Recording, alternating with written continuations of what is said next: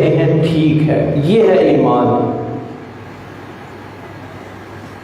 بڑی تفصیل ہے اس میں، لیکن ذرا حضرت یوسف علیہ السلام کا واقعہ ذہن میں لائیے۔ بھائی جب اپنے منصوبے پر عمل کر کے آئے ہیں، کنویں میں ڈال دیا، اب آ کے والد محترم کو انہوں نے کیا کرنا تھا؟ قائل کرنا تھا، منوانی تھی بات کہ ہاں جی ایسا ہی ہوا ہے۔ کیا کیا؟ ایک کرتے پر، حضرت یوسف علیہ السلام کا ہی کرتا تھا وہ، اس پہ خون لگایا، خون لگا کے وہ بطور ثبوت پیش کیا، اور 10 بھائی تھے، 11 خود بھی 10، وہ بھی ایک زبان ہو کے کہہ رہے تھے کہ جناب یہ واقعہ ہو گیا ہے، حضرت یوسف علیہ السلام کو بھیڑیا نگل گیا ہے، اور یہ قمیض ہماری بات کا ثبوت ہے، اوپر خون لگا ہوا ہے۔ اب یہ جب ساری بات انہوں نے پیش کی نا، گواہ بھی اور ثبوت بھی، تو وہاں بھی یہ لفظ موجود ہے کہ وما انت بمؤمن لنا ولو كنا صادقین، کہ اگرچہ ہم سچے ہیں لیکن ما انت بمؤمن، آپ نے ماننی کو نہیں بات ہماری۔ تو اس کو کہتے ہیں ایمان۔ مومن ایمان سے ہی بنا ہے کہ جو بندہ یا جو ہستی کوئی بات کر رہی ہے، اس کی زبان پر، اس کی صداقت پر، اس کی سچائی پر بھروسہ کرتے ہوئے کہہ اٹھنا کہ جو آپ کہہ رہے ہیں ٹھیک کہہ رہے ہیں۔ جیسے بھائی کہہ رہے تھے کہ آپ ہماری بات مانیں گے تو نہیں، لیکن ہم ہیں سچے، تو اس کو کہتے ہیں ایمان۔ اب اصل بات کی طرف آئیے۔ میں نے بھی اللہ کو نہیں دیکھا، آپ نے بھی اللہ کو نہیں دیکھا، فرشتوں کو میں نے بھی نہیں دیکھا، فرشتوں کو آپ نے بھی نہیں دیکھا،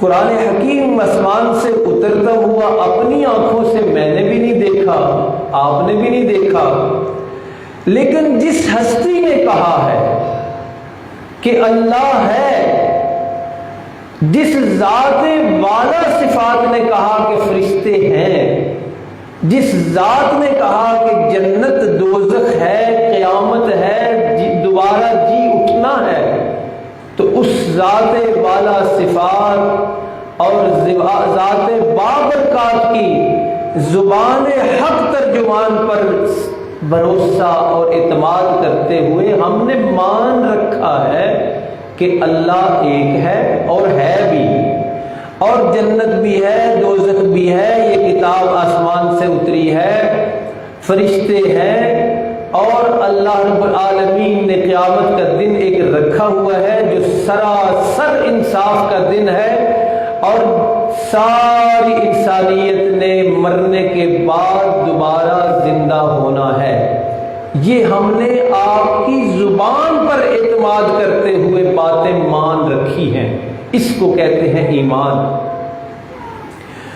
اس ایمان پر بڑی محنت ہے، اس ایمان پر بڑی محنت ہے، کیونکہ اس میں کمزوریاں بھی بڑی آ جاتی ہیں، اور رکھنے ڈالنے والے رکھنے بھی بڑا ڈالتے ہیں، راستہ مارنے والے راستے پہ بھی بیٹھے ہوئے ہیں۔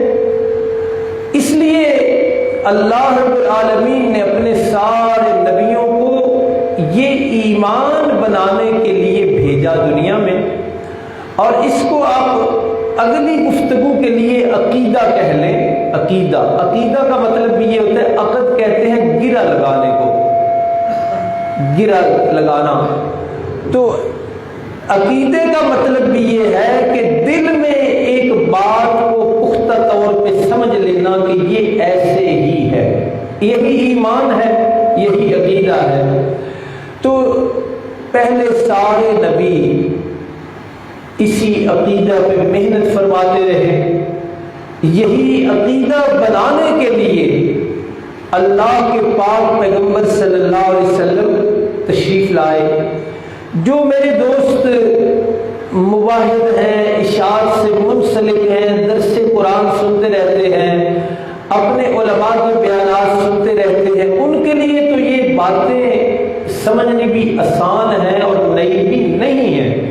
لیکن جو دوست، جو نوجوان ایسے ہیں جو ہماری بات کو ابھی نہیں سمجھتے اور باہر سے لوگوں کے پروپیگنڈے سے متاثر ہوتے رہتے ہیں کہ یہ ایسے ہیں، یہ ایسے ہیں، ان کے قریب نہ جانا، ان کی بات نہ سننا، یہ ایسے کر دیتے ہیں، ایسے کر دیتے ہیں، ان کے لیے میں آسان لفظ استعمال کر رہا ہوں تاکہ وہ بات سمجھیں اور ہماری رائے، ہمارا موقف جو ہے اسے غور کر کے تسلیم کریں، غور کر کے، غور کے بغیر بے شک نہ کریں، لیکن جب غور کریں گے آپ، ہماری بات کو سمجھیں گے تو آپ کو محسوس ہوگا کہ یہ کیا کہہ رہے ہیں اور اس بات میں وزن کتنا ہے اور یہ کتنی مضبوط بات ہے۔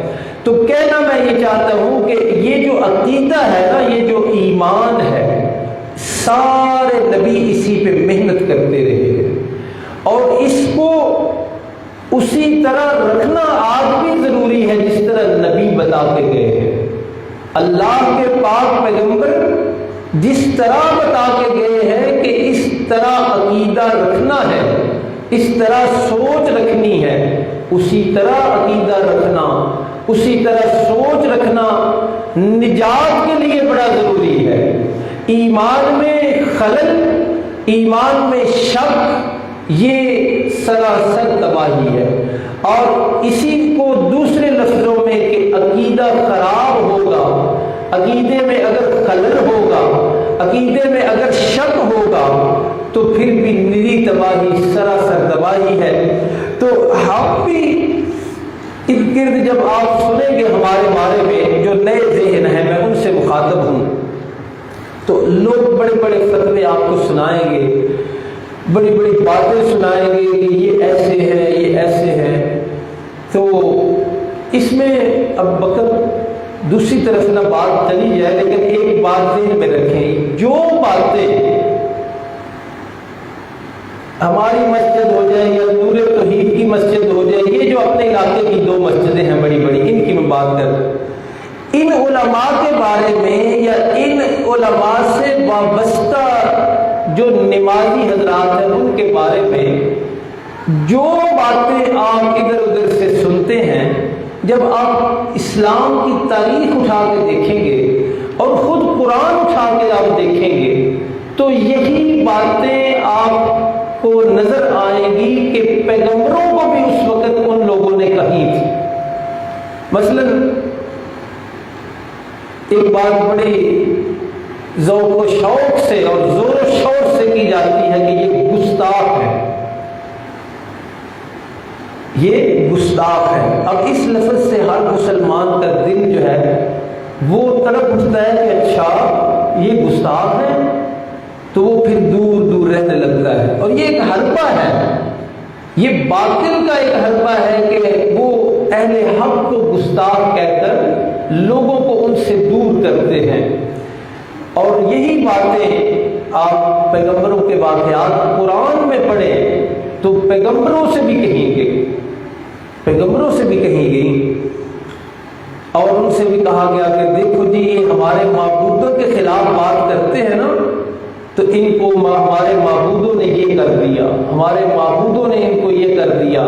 تو بہرحال یہ میرا موضوع نہیں، آج چونکہ آخری جمعہ ہے رمضان المبارک کا، تو سینکڑوں عنوانات اور بھی ہیں، لیکن عقیدے کی بات کرنا یہ اس لیے ضروری ہے تاکہ ہمارے روزے ہمارے کام آ سکے، ہماری نمازیں ہمارے کام آ سکیں، ہماری تراویح ہمارے کام آ سکے، ہمارے ذکر اذکار ہمارے کام آ سکے۔ کیوں کہ عقیدے میں خلل، عقیدے میں شک، یہ اعمال کو کسی قسم کا رہنے نہیں دیتا، ان کو قیمتی رہنے نہیں دیتا۔ عقیدے میں شک ہو، جتنا بڑا مرضی نیک عمل کر لے، اللہ کی بارگاہ میں وہ قبول ہی نہیں۔ اس کہ عقیدہ پہلے درست ہو، عقیدے کی اصلاح ہو، عقیدہ قرآن کے مطابق ہو، عقیدہ حدیث کے مطابق ہو۔ تو ان عقائد میں سے سب سے پہلے نمبر پر عقیدہ توحید ہے، اللہ کی وحدانیت کا عقیدہ، جس کے لیے اللہ نے اپنے پیغمبروں کو بھی بھیجا کہ جاؤ میرے پیغمبروں، اپنی رسالت اور نبوت کا کام شروع ہی تم نے اس بات سے کرنا ہے کہ میری توحید کا اقرار کروانا ہے، میرے ایک ہونے کا اعلان کروانا ہے۔ اور پھر یہ اعلان جو ہے وہ بھی اس طرح نہیں کہ بس اللہ ایک ہے، اس طرح نہیں، بلکہ شروع ہی اللہ نے اس طرح کروائی بات کہ جس کو تم نے اس کے سوا کچھ سمجھ رکھا ہے، اللہ کے ساتھ کچھ سمجھ رکھا ہے یا اللہ کے سوا سمجھ رکھا ہے، حاجت روا سمجھ رکھا ہے، مشکل کشا سمجھ رکھا ہے، روزی دینے والا سمجھ رکھا ہے، عزت دینے والا سمجھ رکھا ہے، ذلت کا مالک سمجھ رکھا ہے، عزت دینے والا، زندگی اور موت کا مالک سمجھ رکھا ہے، نفع دینے والا سمجھ رکھا ہے، نقصان دینے والا سمجھ رکھا ہے۔ سب سے پہلے نبی آ کے یہی بات کرتے تھے کہ وہ ہے ہی کوئی نہیں، نہ اللہ کے سوا نفع دینے والا کوئی، نہ اللہ کے سوا نقصان دینے والا ہے کوئی، نہ اللہ کے سوا عزت اور ذلت کا کوئی مالک ہے، نہ اللہ کے سوا کوئی روزی کا مالک ہے، نہ اللہ کے سوا کوئی موت و حیات کا مالک ہے، نہ اللہ کے سوا کوئی برکتیں دینے والا ہے، نہ اللہ کے سوا کوئی دعائیں سننے والا ہے، نہ اللہ کے سوا کوئی دعائیں قبول کرنے والا ہے، نہ اللہ کے سوا کوئی مصیبتوں سے نکالنے والا ہے۔ اس طرح پوری تفصیل کے ساتھ اللہ کے پیغمبر بات کیا کرتے تھے، اللہ کی وحدانیت اور توحید بیان کیا کرتے تھے۔ اس پر اسی طرح ایمان لانا آج بھی ضروری ہے، جس طرح پہلے ضروری تھا کہ کوئی اور نہیں ہے، یہ پہلے ضروری ہے۔ دیکھیں نا، ایک کمرہ ہے، آپ اس کو ڈیکوریٹ کرنا چاہتے ہیں، سجانا چاہتے ہیں، تو جیسے کیسے کو نہیں آپ سجا دیں گے، آپ پہلے اس کی صفائی کریں گے۔ ایک برتن میں آپ نے کوئی قیمتی چیز ڈالنی ہے تو یہ نہیں کہ جیسا وہ پڑا ہے آپ نے اٹھایا، اس میں دودھ، شہد یا دیسی گھی ڈال دیا، نہیں، کیا کریں گے؟ پہلے اس کی صفائی کریں گے۔ یہ معقول طریقہ ہے۔ اس لیے اسی معقول طریقے کے مطابق اللہ نے اپنے پیغمبروں کو یہ پیغام دیا کہ جا کے پہلے یہ کہنا ہے لا الہ، پہلے کہنا کہ کوئی اور نہیں ہے۔ جب یہ ان کو ذہن میں بات آ جائے گی کہ اور کوئی نہیں ان صفات کا جن کا میں نے تذکرہ کیا، تو پھر انہوں نے بتانا ہے کہ الا اللہ، یہ ساری صفتیں کس کی ہیں؟ ایک اللہ کی۔ تو آج بھی قرآن مجید کی روشنی میں یہ پیغام دینا بھی ضروری ہے، اور یہ عقیدہ، یہ ایمان رکھنا بھی ضروری ہے۔ چنانچہ یہ جو لا والی بات ہے نا، لا، کوئی ہی نہیں، لا کا مطلب ہوتا ہے کوئی نہیں، یہ کوئی ہم اپنے پاس سے نہیں کہتے، یہ کسی نے بنائی نہیں ہے۔ اگر میرا اور آپ کا ایمان ہے اور یقیناً ہے کہ یہ اللہ کی کتاب ہے، تو یہ ساری باتیں اس کے اندر لکھی ہوئی ہیں۔ جو میں کہہ رہا ہوں، جو ہماری جماعت کہہ رہی ہے، جو یہ مسجدوں والے جن کو لوگ تان و تشنیع کا نشانہ بناتے ہیں اور فتویٰ بازی کر کے نفرت دلانے کی کوشش کرتے ہیں، یہ ساری باتیں قرآن میں لکھی ہوئی ہیں، قرآن مجید میں لکھی ہوئی ہیں۔ چنانچہ یہی پہلو، یہ لا والا پہلو، یہ ذرا دیکھیے قرآن مجید کس طرح بیان کرتا ہے۔ جو آیت خطبہ میں پڑھنے کا شرف حاصل ہوا، یہ سورہ فاطر کی آیت ہے، اور اسی لیے تو ہم اس بات پہ بھی زور دیتے ہیں کہ لوگوں قرآن کی طرف آ جاؤ، قرآن کی طرف آؤ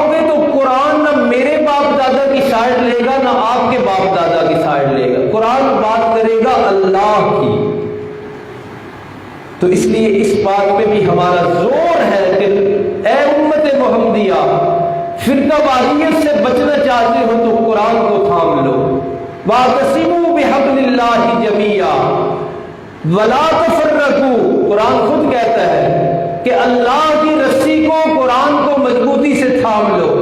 قرآن نہ میری بات کرے گا، نہ کسی اور فرقے اور مسلک کی بات کرے گا، قرآن بات کرے گا اسلام کی، قرآن بات کرے گا اللہ کی۔ تو ذرا دیکھیے قرآن کیا کہتا ہے، اور یہ اس پس منظر میں آپ نے دیکھنا ہے کہ ہمارے ملک میں قبر والوں کو، حجر والوں کو، شجر والوں کو، زندوں کو، مردوں کو، ایمان والوں کو، کافروں کو، حتیٰ کہ پلید جانوروں کو بھی یہ اختیارات سونپ دیے گئے ہیں کہ وہ بھی بگڑیاں بنا رہے ہیں، وہ بھی اولادیں دے رہے ہیں، وہ بھی عزتوں کے مالک ہیں، وہ بھی روزی کے مالک ہیں، وہ بھی برکتیں دے رہے ہیں، وہ بھی لوگوں کے کاروبار سنبھالے ہوئے ہیں، لوگوں کی روزیوں کے نظام سنبھالے ہوئے ہیں۔ یہ سوچیں چل رہی ہیں، یہ عقیدے پھیلائے جا رہے ہیں۔ اچھا، ان عقیدوں کو ذہن میں رکھ کے کہ قبر والا بھی یہ کرتا ہے، فلاں اللہ کا ولی یہ کرتا ہے، فلاں دربار سے یہ ہوتا ہے، فلاں مزار سے یہ ہوتا ہے، یہ ساری باتیں ذہن میں رکھ کے یہ قرآن کی 3-4 آیتیں ذرا سنیں تو صحیح، کیا وہ سوچ صحیح ہے یا قرآن کی سوچ صحیح ہے؟ یا اس طرح سمجھ لو کہ کیا قرآن ہمارے علاقے میں پھیلی ہوئی ان سوچوں کی تصدیق کرتا ہے؟ یہ ذرا اس انداز سے سمجھنا ہے، یہ کوئی خطیبانہ انداز نہیں۔ میری کوشش اور محنت ہے کہ جو لوگ بھی ہمارے پاس تشریف لاتے ہیں، یقیناً وہ پروپیگنڈے کا بھی شکار ہوتے ہیں۔ لوگ کہتے ہیں تو اس مسجد سے کی لین جانا ہے، اتھ کی لین جانا ہے، وہ تو نرے ہیں جیسے نرے گستاخ ہیں۔ تو ان لوگوں کے ذہنوں میں یہ بات بٹھانا کہ ہماری بات قرآن کی بات ہے، ہماری بات اللہ کی بات ہے، ہماری بات اسلام کی بات ہے۔ اس لیے میں نے یہ ساری زمین تیار کی کہ آپ نے وہ سوچیں بھی ذہن میں رکھنی ہے کہ فلاں کرتا ہے تو فلاں کرتا ہے، فلاں دیتا ہے تو فلاں دیتا ہے، اور پھر قرآن کی یہ آیتیں دیکھنی ہے۔ سورہ فاطر کی یہ آیت ہے، کتنی واضح فرمایا، ما یفتح اللہ للناس من رحمت، لوگوں عقیدہ بڑا ضروری، آخرت کی نجات کے لیے ایمان صحیح کا ہونا ضروری ہے۔ عقیدے کے اندر شک اور شبہ اور خلل ہوا تو آخرت کی نجات ممکن ہی نہیں ہے۔ عقیدہ ضروری ہے، بڑا صحیح عقیدہ رکھنا، اور اللہ کے بارے میں یہ عقیدہ رکھنا کہ جو اللہ کی صفات ہیں وہ کسی اور میں نہیں ہے، جو اختیارات اللہ کے ہیں وہ کسی اور کے پاس نہیں ہے، جو کام اللہ کے ہیں وہ کسی اور کے نہیں ہے۔ یہی ہمارا پیغام ہے، یہی ہماری دعوت ہے کہ اللہ کے سوا اللہ کوئی نہیں، اللہ کے سوا الہ کوئی نہیں، اللہ کے سوا نفع دینے والا کوئی نہیں، اللہ کے سوا نقصان کا مالک کوئی نہیں۔ اور یہ باتیں ہم قرآن سے لے کر بیان کرتے ہیں۔ قرآن کہتے ہیں، ما یفتح اللہ للناس من رحمہ، لوگوں کے لیے اللہ کسی رحمت کا دروازہ کھول دیں، کسی کو دولت دے دیں، کسی کو عزت سے نوازیں، کسی کو اولاد سے نوازیں، کسی کو صحت سے نوازیں، کسی کو سکون سے نوازیں۔ فرمایا یہ بات ایسی ہے اور یہ مرحلہ ایسا ہے کہ اللہ کسی کے لیے رحمت کا دروازہ کھولے تو کائنات انسانی میں فرمایا فلا ممسک لہا، اللہ کے رحمت کے کھولے ہوئے دروازے کو بند کرنے والا کوئی نہیں۔ لا آیا نا، لا، اس لا کو سمجھتے جانا ہے، اور اسی لا پر ہی سارا عقیدہ ہے۔ جو لا کو مان گیا اور لا کے مفہوم کو مان گیا اس کا عقیدہ ٹھیک ہونا ہے۔ تو دو لفظوں میں ذرا خود دہرائیے، اللہ نے کیا فرمایا کہ جو رحمت میں کسی کو دے دوں اس کو روکنے والا کوئی نہیں ہے۔ تو یہ اللہ نے اپنی صفت بھی بتائی اور غیر اللہ کی نفی بھی کر دی کہ کوئی نہیں، اللہ کے دیے ہوئے کو روکنے والا کوئی بھی نہیں۔ اور فرمایا وما یمسک، یہ دوسرا پہلو ذرا اپنے معاشرے کے حساب سے آپ نے سمجھنا ہے۔ فرمایا وما یمسک، اللہ جس رحمت کو لوگوں سے روک لے، کسی کو اولاد جیسی نعمت نہ دے، کسی کو رزق میں برکت نہ دے، کسی کو کاروبار میں وسعت نہ دے، کسی کو صحت و سکون نہ دے، فما یمسک، جس کو روک لے۔ اس کو بڑا ضروری سمجھنا ہے، کیونکہ آپ کے گاڑیوں کے پیچھے لکھا ہوا ہے کہ جو تقدیر قسمت میں نہیں وہ حسین سے مانگ۔ آپ کی گاڑیوں میں مسلمان کہلانے والے لوگوں نے لکھا ہوا ہے کہ جو اللہ نے تیری تقدیر میں نہیں لکھا وہ علی سے مانگ لے۔ علی کو اور اللہ کو مقابلے میں لا کھڑا کیا، اللہ کو اور حضرت حسین رضی اللہ عنہ کو مقابلے میں لا کھڑا کیا۔ اس لیے میں نے کہا پہلا مرحلہ اتنا غور طلب نہیں ہے، یہ دوسرا بڑا غور طلب ہے۔ کیوں؟ اس لیے کہ جب نہیں نہ ہو رہا ہوتا اللہ کی طرف سے، پھر ہی شیطان بھی آتا ہے، وہ فلاں جگہ جا وہاں سے ہو جائے گا، تو لاہور جا وہاں سے ہو جائے گا، تو جھنگ جا کے ایک دفعہ وہاں ایک ذرہ مقدار کوئی نظر نیاز چڑھا تو صحیح، ہو جائے گا۔ یہاں ہی شیطان آتا ہے، اور شیطان قسم کے مولوی بھی آتے ہیں جو آپ کے اور میرے ایمان کے ڈاکو ہیں اور اس کے لوٹنا چاہتے ہیں، وہ یہاں آ کے اپنا کام دکھاتے ہیں۔ اس لیے اسی کو غور سے سمجھیے، قرآن کتنے واضح کلیئر کٹ انداز میں کہہ رہا ہے وما یمسک، جسے اللہ روک لے، جسے اللہ روک لے، نہ دے کسی کو کوئی چیز۔ فلا، فرمایا فلا مرسل لہ من بعدہ، اللہ کے روک لینے کے بعد وہ رحمت کا دروازہ کھولنے والی ہستی کائنات میں کوئی نہیں۔ اللہ کے روکے ہوئے، اللہ کی روکی ہوئی نعمت کو کھولنے والا پیغمبر بھی نہیں، پیغمبر بھی اللہ کے مقابلے میں کوئی نعمت آپ کو دے سکتے نہیں۔ یہ اختیار اللہ نے حضرت علی کو بھی عطا فرمایا نہیں، اور یہ اختیار کسی ولی کو بھی اللہ نے دیا نہیں کہ اللہ نہ دے ولی دے دے۔ یہ کیا پھر خود ایمان ہوا؟ یہ پھر ایمان کیا ہوا کہ اللہ نے دیا نہیں اور ولی نے دے دیا؟ تو کمزور کون ہوا پھر؟ جو نہیں دے سکا وہی کمزور ہوا نا۔ تو کس طرح کا عقیدہ بنا کے بیٹھے ہیں کہ مخلوق کو اللہ سے بھی اوپر لے گئے، اور میں کوئی فرضی بات تو کر نہیں رہا۔ آپ نے پڑھا نہیں گاڑیوں کے پیچھے لکھا، پڑھا کہ نہیں کہ جو تقدیر میں نہیں وہ حسین سے مانگ، جو قسمت میں نہیں لکھا وہ علی سے مانگ، یہ پڑھا ہے نا آپ نے؟ تو فرضی بات نہیں کر رہا، مخلوق کو اللہ سے اوپر لے گئے یہ لوگ کہ اللہ ایک جوڑے کو بیٹا نہیں دے رہا۔ اب ہم یہ نہیں کہہ سکتے کہ دے نہیں سکتا تھا، دے نہیں رہا، اپنی کسی حکمت کی وجہ سے، اپنی کسی مصلحت کی وجہ سے دے نہیں رہا، لیکن کہنے والے کیا کہہ رہے ہیں کہ جو اللہ سے نہیں ہو سکا وہ تو فلاں سے لے لے۔ تو یہی تو شرک ہے۔ تو بہرحال سنیے ذرا قرآن کہتے ہیں وما یمسک، یہ ذہن نشین کرنا ہے، یہ ہمارا قصور ہے، ہم یہ کہہ رہے ہیں اور کچھ بھی نہیں کہہ رہے۔ जो प्रोपोगंडा है उसका भी मैं जवाब आखिर में दिया करता हूँ। फरमाया जिस रहमत के दरवाजे को अल्लाह बंद कर ले, ये सोच लेकर के वो दाता साफ कर देंगे, कभी भी वहां न जाना कोई नहीं।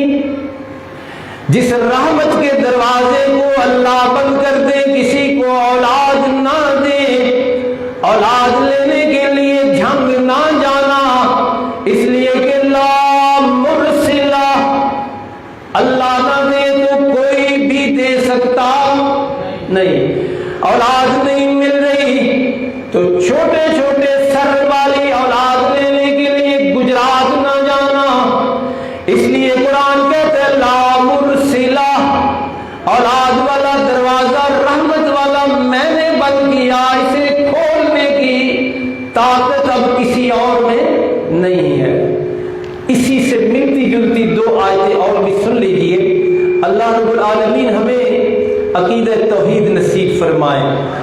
प्रोपोगंडा जितना भी आप सुनते हैं वो आप उसका खुद पड़ताल किया कीजिए। ये हमारी तरफ से हमारी बातें भी सुन के उसको परखा कीजिए कि ये बात क्या कर रहे हैं और क्यों लोग इनको कहते हैं कि ये गुस्ताख हैं। ये वो सूरह फातिर थी, ये सूरह यूनुस है 11वें पारे में, यहां भी क्लियर कट लफ्ज आपको मिलेंगे। लेकिन मसला ये है कि यही उलमा सू के हो इनको यही शैतान मौलवी सबसे पहला जो लफ्ज हमारे ज़हनों में डालते हैं वो ये कुरान तो अड्डी समझ चली हो ना, कुरान बड़ी ऊंची शय है, कुरान बड़ी मुश्किल शय है, तो हम नहीं समझा। सबसे पहले ये बात डालते हैं। तो कुरान तो साफ है, अभी पढ़िए आयत, तर्जुमा आपने खुद करना है। फरमाया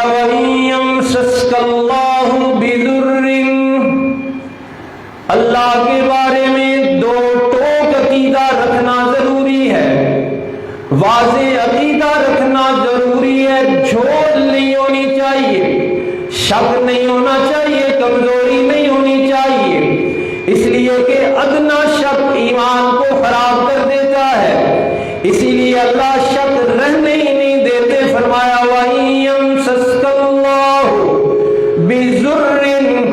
अल्लाह तुझे कोई तकलीफ देने का इरादा फरमा ले, तुझे बीमार कर दे, तुझे औलाद से महरूम रख दे, तेरे कारोबार में बरकतें उठा ले, किसी वजह से कोई भी तकलीफ दे दे तो अब भागना नहीं शुरू कर देना कि रोका तो अल्लाह ने है, औलाद दे नहीं रहा अल्लाह, कारोबार में बरकतें रोकी हुई है अल्लाह ने, तो अब यहां ठहरना है, यहां ईमान खड़ा करना है, ईमान को मजबूत करना है। और वो क्या है?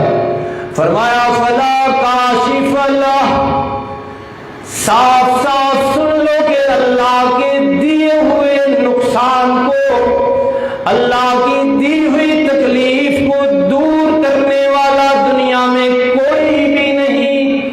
अल्लाह तकलीफ दे, तकलीफ दूर करने मर कादिर अल्लाह के पैगंबर भी नहीं है। अल्लाह तकलीफ दे, उस तकलीफ को दूर करने वाले हजरत शाह अब्दुल कादिर भी नहीं है। अल्लाह तकलीफ देने पे आए और उस तकलीफ को हजरत अली भी दूर कर सकते नहीं। अल्लाह तकलीफ देने पे आए, दुनिया का कोई सच्चा और झूठा वली, झूठे वली भी है ना, सारी जिंदगी नहाए नहीं, हमने उनको भी वली बना दिया, कपड़े पहने नहीं, न शलवार न कमीज, हमने उसको भी वली बना दिया। फिर तुमने विलायत कोई नहीं समझा, कहते हमें या वली के विलायत के मुनकर ने, ये बलियां दे मुनकर ने, इन दे बलियां दे उत्ते ते असीं लानत पाने हैं। वाकई ये बिल्कुल साफ, जो ना नमाज पढ़ते हैं, जो ना नहाते हैं, जो ना कपड़े पहनते हैं, जिन्हें कोई हलाल हराम की तमीज नहीं, और ये तो चलो फिर भी कुछ ज़हनी मजदूर किस्म के लोग होते हैं ना, कुछ वली ये गद्दी नशीन भी हैं जिनके चेहरों पे सुन्नत रसूल भी नहीं, लोग उनको चूम रहे हैं, सैयद की सीन को वसलाम, और आपका ये इलाका तो सैयदों का पुजारी इलाका है, सैयदों के सामने सजदे करने वाला इलाका है, तो उन सब के हम मुखालिफ हैं, ये बात पक्की है। ऐसे वलियों को हम बिल्कुल नहीं मानते जो शरीयत के खिलाफ हैं, जिनके अकीदे दुरुस्त नहीं, जिनकी आदतें दुरुस्त नहीं, जिनकी अखलाक दुरुस्त नहीं, वो अल्लाह के वली है ही नहीं। और मैं तो कहता हूं ऐसे वली तुम्हें ही मुबारक हो, ऐसे वली तुम्हें ही मुबारक हो। हमारे वली हैं हजरत शेख अब्दुल कादिर जिलानी रहमतुल्लाह अलैह, हमारे वली हैं सैयदना अली हिजवेरी रहमतुल्लाह अलैह, हमारे वली हैं सुल्तान बाहू रहमतुल्लाह अलैह, वो हमारे वली हैं। ये गंदमंद हमारे वली नहीं है, जिनको न दीन की होश न दुनिया की होश, ये वली नहीं है, बिल्कुल साफ साफ सुनिए। तो बहरहाल कुरान क्या कहता है? कुरान कहता है यमसस्कल्लाहु बिजुर्रिन, तकलीफ देने पे आए अल्लाह और फिर दुनिया की कोई जात, कोई हस्ती, कोई पीर, कोई फकीर, कोई दस्तगीर उसको दूर कर सके, ऐसा है नहीं, ऐसा है ही कोई नहीं। कुरान के लफ्ज सुनिए, हमारी बातें नहीं है ये, हमारी जुमात की ये किताब नहीं है, ये अल्लाह ने उतारी है। क्या लफ्ज है? फरमाया फला काशिफ लहू इल्ला हू, उस तकलीफ को दूर भी सिर्फ अल्लाह की जात ही कर सकती है। और दूसरा पहलू भी फरमाया वही युरिदका बिखैरिन, अल्लाह भलाई देने पे आए, अल्लाह नेमतें बरसाने पे आए, अल्लाह नेमतों से नवाजने पे आए, औलाद देने का इरादा फरमाए, कारोबार में बरकतें देने का इरादा फरमाए, तो फिर भी सूरत हाल ये कि फला रद्द लिफज़ली, अल्लाह के फजल को दूर कर सकता कोई नहीं, ना कोई अल्लाह के पैगंबर ऐसे इन इख्तियारात के मालिक, ना अल्लाह का कोई सच्चा वली इन इख्तियारात का मालिक कि अल्लाह के मुकाबले में आ जाए, ऐसा कोई नहीं। तकलीफ अल्लाह दे और वो तकलीफ दूर कर दे, अल्लाह रहमत दे और वो उस रहमत से किसी को दूर कर दे, ऐसा कोई भी नहीं है कायनात में। इसी तरह की मिलती जुलती आयत ये एक और भी है,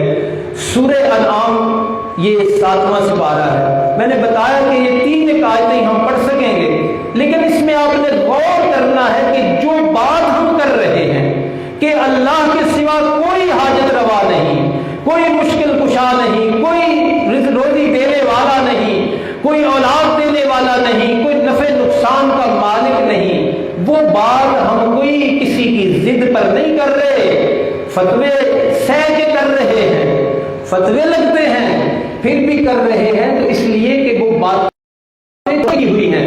सुनिए तीसरी आयत, फरमाया वयमसस्कल्लाहु बिदुर्रिन फला काशिफ लहू इल्ला हू। लोगों, रमजान का आखिरी जुमा अकीदा साफ बनाओ, अकीदा साफ बनाओ, अकीदे में झोल शक शुबा, ना रोजे का फायदा, ना नमाज का फायदा, ना हज उम्रे का फायदा, कोई फायदा नहीं। सबसे पहले साफ सुथरा खरा खरा अकीदा बनाओ कि अल्लाह के सिवा इन इख्तियारात का कायनात में और कोई मालिक नहीं है, ये अकीदा बनाना। फरमाया वही यमसस्कल्लाहु बिदुर्रिन फला काशिफ लहू इल्ला हू। वही आयत मिलती जुलती, तर्जुमा सुन ले कि अल्लाह अगर तेरे बारे में किसी तकलीफ का इरादा फरमा ले तो तकलीफ आने पे दौड़े नहीं लगा देनी गुजरात, लाहौर और झंग की तरफ और बिडिशा रहमान की तरफ, दौड़े नहीं लगा देनी। जरा ठहर के सुन ले, फला काशिफ लहू इल्ला हू, अल्लाह की दी हुई तकलीफ को रात में अगर दूर कर सकता है तो वो अल्लाह ही है। वो कौन है? ला काशिफा, कोई कशफ नहीं करने वाला, उसको हटाने वाला कोई नहीं उस तकलीफ को।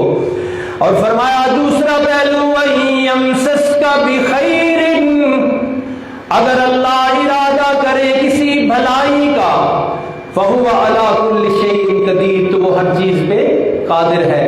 تو ان تینوں آیات سے دو ٹوک انداز میں یہ بات آ گئی آپ کے سامنے کہ اولاد اللہ دے تو ملتی ہے، کسی اور کے دینے سے نہیں ملتی۔ اور آخری 2 منٹ ہیں، وہ ہی کا ذکر ہی پھر کر لے، سال ایک پہلے ایک دفعہ کیا تھا، چلو وہی کر لیتے ہیں۔ تینوں آیات نے ہمیں بتایا کہ کائنات انسانی میں اللہ کے مقابلے میں کوئی بھی نہیں، اللہ جیسی صفات کسی میں بھی نہیں، اللہ والے اختیارات کسی میں بھی نہیں۔ کائنات کا نظام چلانے والا کون؟ اللہ ہی۔ بعض لوگ کہتے ہیں یہ بھی ایک اعتراض ہے ساڈے تے، یہ ذکر نہیں کرتے، کبھی انہوں نے ذکر آئے ہلکے نہیں اساں ویکھے جی، تو یہ ہم ذکر، ہمارا ذکر تم پہنچا ہی نہیں سکتے۔ یہ ہے ذکر ہمارا، کائنات انسانی نہیں بلکہ ساری کائنات کا نظام چلانے والا کون؟ ساری کائنات کو روزی دینے والا کون؟ ساری کائنات کی عزتوں کا مالک کون؟ جو متفق نہیں نا وہ بھی قرآن کی آیتیں سن کے آج تو کہہ دو، ساری کائنات کی روزی کا مالک کون؟ ساری کائنات کی عزتوں کا مالک کون؟ کون؟ ذرا یہ اللہ ہی کی ضرب ذرا زور سے لگائیں تاکہ یہ بھی پروپیگنڈا دور ہو کہ یہ ذکر نہیں کرتے، ذکر کرتے ہیں، ہم اس طرح کرتے ہیں۔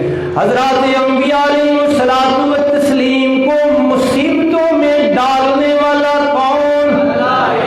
یہ لفظ کوئی مشکل نہیں، نہ کوئی گستاخانہ ہے۔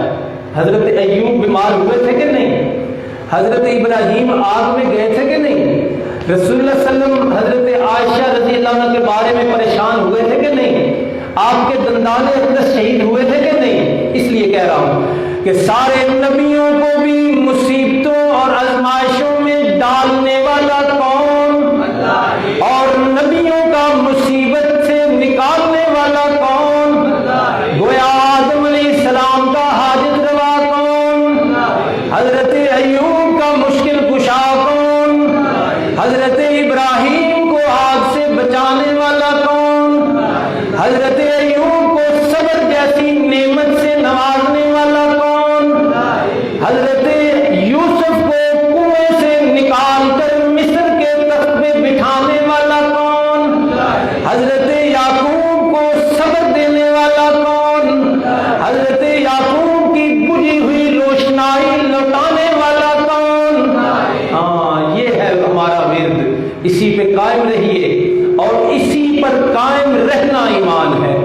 میں صاف صاف کہہ رہا ہوں، ایک دن بھی ذہن میں آئی یہ بات کہ یہ تکلیف میری فلاں جگہ سے دور ہو سکتی ہے، ایمان گیا، اس میں وہ بڑے سادہ سادہ اعتراض ہیں۔ لو جی میں ڈاکٹروں کے پاس کیوں جاتے ہو؟ آپ ڈاکٹروں کے پاس خدا سمجھ کے جاتے ہو؟ یہ تو چھوٹی سی بات ہے۔ اچھا سب سے بڑا پروپیگنڈا اس کا آخر میں جواب کہ یہ نبیوں کو نہیں مانتے، ولیوں کو نہیں مانتے۔ یہ جتنی باتیں میں نے کی ہیں، کہیں کسی نبی کی نبوت کے خلاف بات کی؟ میں تو کافر ہوں اگر نبوت کے خلاف بات کروں۔ کسی ولی کی ولایت کے بارے میں نے بات کی ہے؟ ہم کوئی کسی نبی کی نبوت، رسالت اور سچے ولی کی ولایت کے منکر نہیں ہیں۔ وہ پروپیگنڈا ہے سارا کہ نبیوں کے گستاخ ہیں تو ولیوں کو نہیں مانتے۔ ہم کہہ رہے ہیں صاف صاف کہ اللہ والی صفات کسی نبی میں نہیں ہیں، اللہ والے اختیارات کسی ولی کے پاس نہیں ہیں، نہ کسی زندہ کے پاس، نہ کسی مردہ کے پاس، نہ کسی حجر کے پاس، نہ کسی شجر کے پاس، نہ کسی گھوڑے کے پاس، نہ کسی کتے کے پاس۔ یہ میں نے اس لیے بولا کہ لوگ مان رہے ہیں، کہہ رہے گھوڑے بھی دیتے ہیں، حتیٰ کہ اللہ معاف کرے کتوں کو بھی خدا سمجھا ہوا ہے، اور مردے دفن کر کے ان کی باتیں کی جا رہی ہیں۔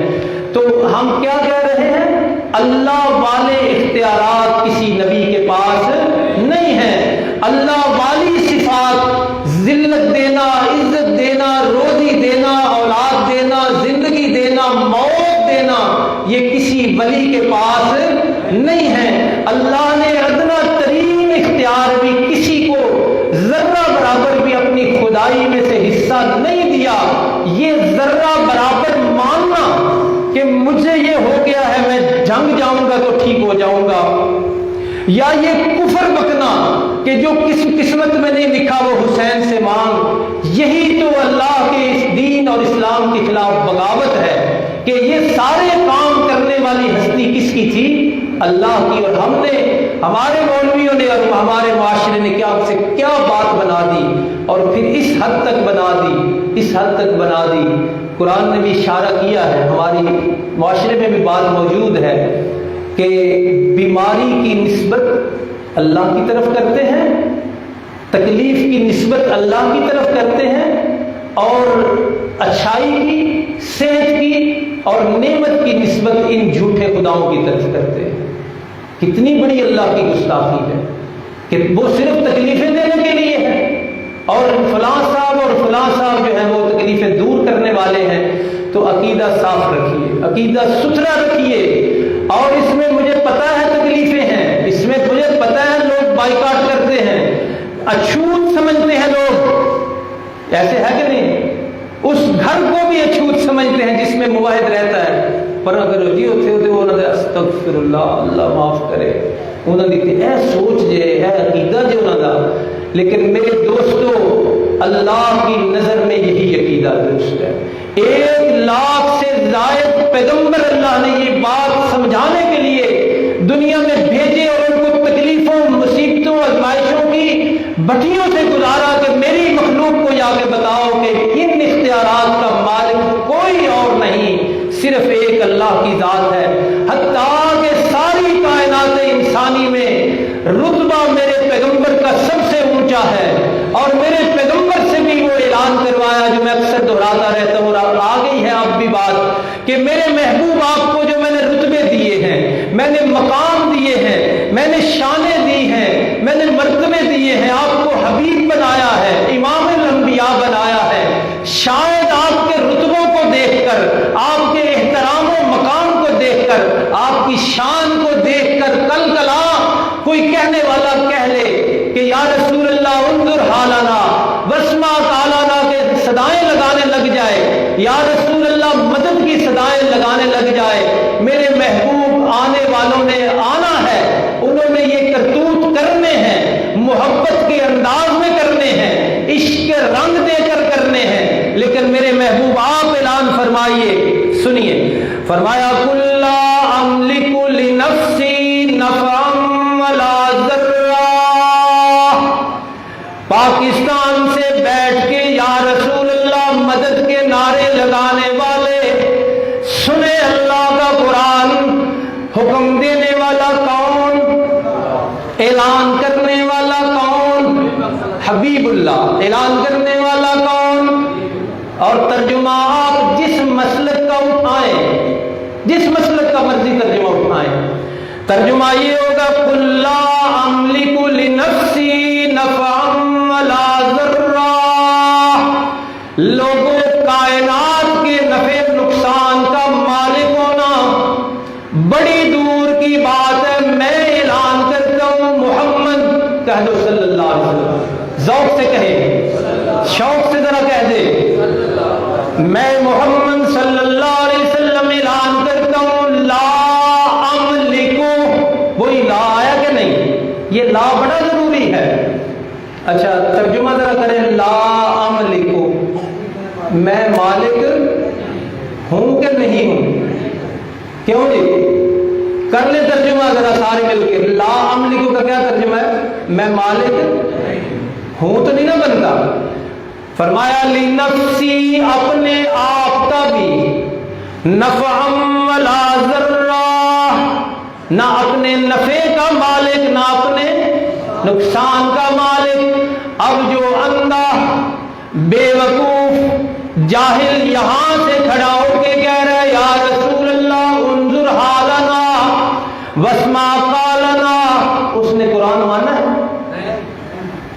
نبی کا فرمان مانا ہے؟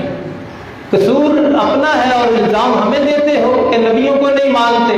نبی کہہ رہے ہیں، قرآن میں لکھا ہوا ہے کہ میں مالک اپنے نفع نقصان کا بھی نہیں۔ جو پھر بھی کہے کہ ساری کائنات میں سایہ ہے نبی پاک صلی اللہ علیہ وسلم کا، اور ساری کائنات کو نبی پاک صلی اللہ علیہ وسلم عزتیں دے رہے ہیں اور روزیاں اور اولاد دے رہے ہیں، اس نے قرآن کہاں مانا؟